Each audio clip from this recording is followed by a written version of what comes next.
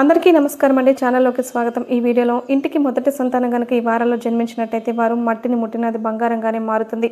కొంతమందికి వివాహమైన తర్వాత వాళ్లకు పుట్టినటువంటి పిల్లల ద్వారా అదృష్టవంతులు అవుతారు. కొంతమంది చెప్తూ ఉంటారు కదా, మాకు మా ఇంటి మొదటి సంతానం బాబు పుట్టాడు అండి. బాబు పుట్టినప్పటి నుండి ఇంకా మాకు పతనం స్టార్ట్ అయింది, నష్టం జరుగుతూ వచ్చింది. అతను పెద్ద పెద్ద ఇండస్ట్రీస్ని నడిపాడు, అక్కడ వేల కోట్ల రూపాయల నష్టం వచ్చింది. అంటే ఎంత స్థాయి కంటే కోట్లలో వ్యాపారాలు చేసేవారికి కోట్లలో నష్టాలు వస్తున్నాయి, లక్షల్లో వ్యాపారాలు చేస్తే లక్షల్లో నష్టాలు వస్తున్నాయి, వేలల్లో వ్యాపారాలు చేస్తే వేలల్లో నష్టాలు వస్తున్నాయి. ఎవరి స్థాయిని బట్టి వారు వ్యాపారాలు చేస్తే వాళ్ళకి చాలా నష్టం అయితే జరుగుతూ ఉంటుంది అని మనం చాలా వినే ఉంటాం.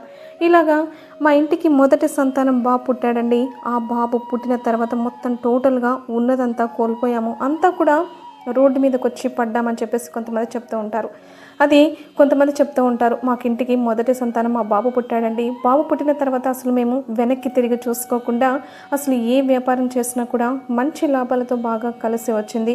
అంచెలంచెలుగా ఎదిగాము, ఇల్లు కట్టుకున్నాం, స్థలాలు కొనుక్కున్నాం, పొలాలు కొనుక్కున్నాం, పిల్లల పెళ్ళిళ్ళు కూడా చేస్తాం, మాకు చాలా బాగా కలిసి వచ్చింది. వ్యాపారాల్లో కూడా మేము బ్రాంచెస్ని పెట్టుకున్నాం, కొన్ని వేల మందికి ఉపాధి కల్పిస్తున్నామని చెప్పి చెప్తూ ఉంటారు. బ్రహ్మాండంగా ఉంటుంది. ఇంటికి మొదటి సంతానం కానీ ఈ వారాల్లో జన్మిస్తే చాలా చాలా అదృష్టవంతులండి. నేను మొట్టమొదటిది ఆదివారం రోజున ఇంటికి మొదటి సంతానం ఆదివారం కనుక జన్మించినట్లయితే చాలా చాలా అదృష్టవంతులండి. మీరు సప్త బిల్వాలతోని శివునికి అభిషేకం జరిపించినట్లయితే మంచి జరుగుతుంది. అదృష్టం అంటే వీళ్ళదే. ఆదివారం జన్మించిన వారికి మొదటి సంతానం అయితే ప్రాముఖ్యంగా మీరు చేయవలసినటువంటి కార్యక్రమాలు ఏంటి అంటే, మీరు ఎప్పుడైనా కూడా జీవితకాలంలో కూడా 11 పౌర్ణమి రోజుల్లో శివునికి అభిషేకం జరిపించి ఏర్పాట్లు చేసుకోండి, మంచి జరుగుతుంది. ఆదివారం పుట్టినటువంటి వారు ఇక వారికి ధనం ఎలా వస్తుందో చూద్దాం. పెట్టినటువంటి వ్యాపారాల్లో లాభాలే, ఎక్కడా నష్టాలు ఉండవు. జీవితకాలం కూడా హ్యాపీగా సంతోషంగా ఉంటారు. ఆదివారం పుట్టినటువంటి వారు ముఖ్యంగా మీ పేరు సరైన సంఖ్యలోకి మార్చుకోండి. మళ్ళీ ఈ ఏజ్లో పేరు మార్చుకోవడం ఏంటి అనుకుంటున్నారా? మార్చుకోవచ్చు, తప్పేమీ లేదు. మార్చుకోవడం జస్ట్ మీ పేర్లకు సంఖ్య కలపండి అంతే. దాన్ని ఒక నోట్బుక్లో రోజు రాస్తూ ఉండండి, సరిపోతుంది. ఇంకేం ప్రాబ్లం అనేది ఉండదు. Aadhaar card, PAN card, ration card, పాస్పోర్ట్లో అసలు దేంట్లో చేంజ్ చేయకండి, అవసరం లేదు. జస్ట్ ఒక నోట్బుక్లో రాస్తే మీకు ఉన్న సమస్యలు మొత్తం తొలగిపోతాయి.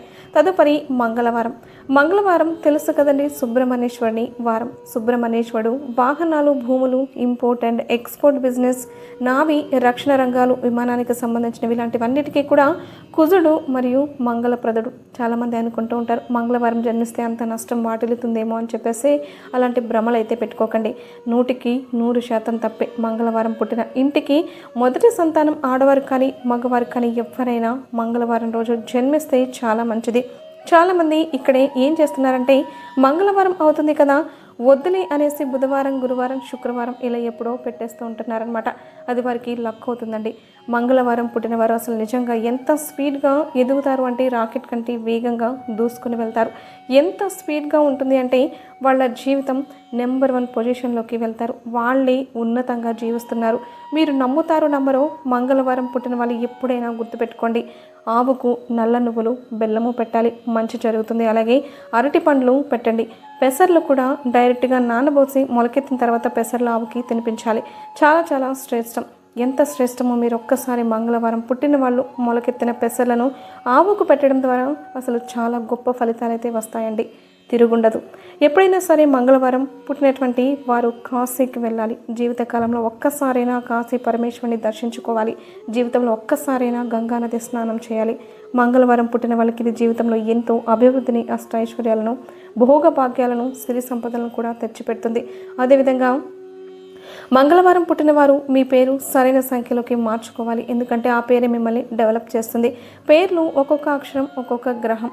ఇప్పుడు హెచ్ లెటర్ ఉందనుకోండి, హెచ్ లెటర్ అనేది బుధుడికి సంబంధించిన సంఖ్య.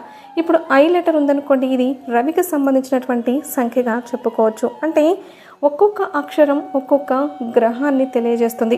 ఈ గ్రహాలన్నీ మొత్తం కూడితే ఒక నెంబర్ 1 పొజిషన్లోకి గ్రహానికి మనం తెచ్చిపెట్టామనుకోండి, అసలు మీకు తిరుగులేని విజయం ఉంటుందని జ్యోతిష శాస్త్రం తెలియజేస్తుంది. ఆదివారం పుట్టిన, మంగళవారం పుట్టిన తిరుగుండదండి మొదటి సంతానం పుట్టినటువంటి వారికి. నెక్స్ట్ బుధవారం పుట్టినటువంటి వారికి ఎలా ఉండబోతుంది అంటే, బుధవారం పుట్టినవారు చాలా చాలా అదృష్టవంతులండి. జీవితంలో వీరు ఏదైతే సాధించాలి అని అనుకుంటున్నారో ఖచ్చితంగా బుధవారం గురువారం పుట్టినటువంటి వారు ఇంటికి మొదటి సంతానం అయిన వారి జీవితంలో తిరుగైతే ఉండదు అని జ్యోతిష్య శాస్త్రం చెప్తోంది. తర్వాత గురువారం షిరిడి సాయిబాబాని ఎక్కువగా ఆరాధించాలి. గురువారం పుట్టినటువంటి వారు జీవితంలో ఒక్కసారైనా షిరిడి సాయినాథుడి దగ్గరికి మీ 2 చేతులు చూపెట్టండి. ఇంటికి మొదటి సంతానానికి తిరిగి ఉండదు. గురువారం రోజు పుట్టినటువంటి వారు ఇంటికి మొదటి సంతానం అయితే అంచెలంచెలుగా ఎదుగుతూ ఉంటారు. కోటీశ్వరులుగా చెలామణి అవుతారు. ఎక్కువగా షిరిడి సాయినాథుని ఆరాధించాలి. వీలైతే 9 నవధాన్యాలు సాయిబాబా గుడిలో వేయండి. అది మీకు చాలా మంచినైతే ప్రయోజనాన్ని కలిగిస్తుందన్నమాట. ఆదివారం, మంగళవారం, బుధవారం, గురువారం ఈ 4 వారాల్లో పుట్టినటువంటి ఇంటికి మొదటి సంతానం ఆడవారు కానీ మగవారు కానీ అయితే మీ ఎంత అదృష్టవంతులు ఈ భూమండలంలో ఇంకా ఎవ్వరు కూడా ఉండరు.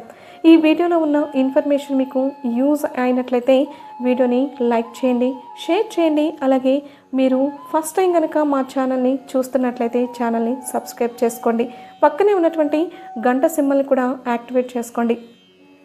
మీరు చేసే ఒక చిన్న లైక్ మాకు సబ్స్క్రిప్షన్ ఎంతో సపోర్ట్ని ఇస్తుంది.